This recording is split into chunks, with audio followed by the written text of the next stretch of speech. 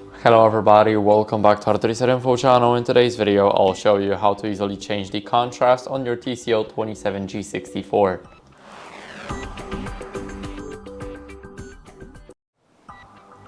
So first, let's click the white button that is right here. It's at the bottom of our TCL. Now let's swipe left to the menu and go over to display. Here we will have the contrast.